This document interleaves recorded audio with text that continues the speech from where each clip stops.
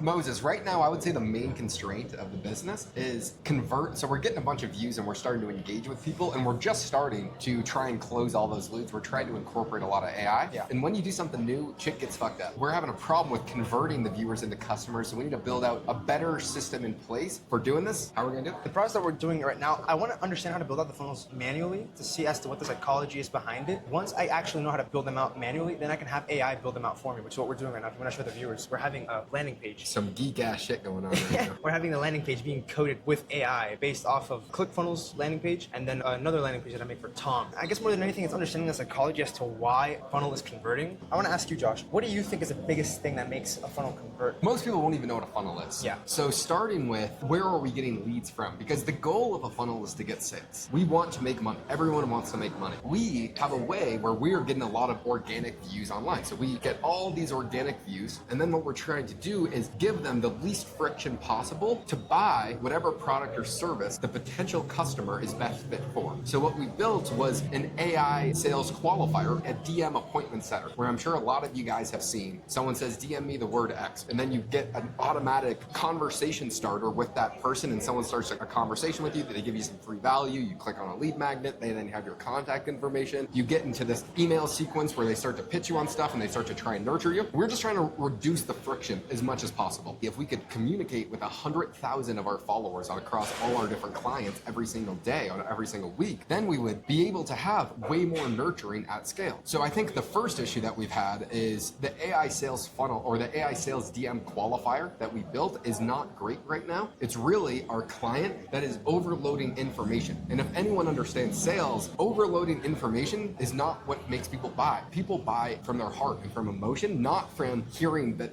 this is the best option for them or hearing all the key traits of what the product is. They just want to hear, what am I going to get from this? They want the transformation. I think the first thing that we need to change is changing from us doing the talking to asking questions, to then the AI can qualify, hey, what bucket are they in? Are they a beginner? Are they good for a mid-tier product? Are they a very wealthy person for a high-end product? And then once we know who they are, then we know, well, should they go to a beginner funnel where this is made for someone who's, let's say for one of our clients, Ken McElroy, if we know someone's a beginner, and we can send them a beginner funnel that's made for someone that, for one of our clients, Ken, he has a large real estate portfolio. If we want to get them to learn how to buy their first property, we could give them an educational funnel on their how to buy your first rental property, what you need to do. If you're a mid-tier, let's say you already own 20 units, maybe you're a good fit to go into his live event to learn more. If you are a very high net worth individual, maybe you're good to invest with Ken. Figuring out who they are and then what their desires are, then you can actually just help them. Because the goal of a sale is to help someone find what they need. And you just want to get them to find what they need quicker. So I think we need to change from telling more stuff to asking more questions. When we have a funnel, it needs to psychologically be higher converting. There are best practices. There's a reason why some websites convert and some don't. I'm not an expert on website psychology, on funnel psychology. I've listened and read and studied Russell Brunson's books deeply, but that is not going to be my main specialty. So that's what we need to figure out. My idea would be, from what I understand, is that the funnel has to call out to a specific person. It's the same thing as video, same thing as the sales process. It has to call out the specific pain points and it has to talk to an ideal audience. The principles carry out for funnels. So do you think we need to understand the offer better? Yes. And then relate funnels that we're making to the offer and improve it? Yeah, correct, yeah. Because I think right now for the funnels, for example, one of our clients' funnels, they are extremely broad. They don't really call out to anyone. They're just kind of like, sign up for this. It's not really pushing me to buy something. Yeah, a more direct one would be, if you're a doctor that makes over $400,000 per year that is paying 40% of your income in taxes, I have a solution for you. That's not anything that we would sell for any of the clients. That's just an example of a specific offer and a specific call out. Therefore, if I was a doctor making $400,000 a year and I had a tax problem, I'd say, fuck, well, it's probably going to solve my problem. Yeah, exactly. The principles carry out. Right now, we're having trouble getting people to a live event for one of our clients. Yeah. What would be the pain points of someone that wants to go to a live event? They don't have enough clients. Ken's running the event. Say if someone's in a similar position as him, as he owns a real estate company, he would want to be in that room. There's going to be a lot of investors or other people in real estate and a lot of good connections that he could make. He might need at the time is that exactly. I'm thinking back to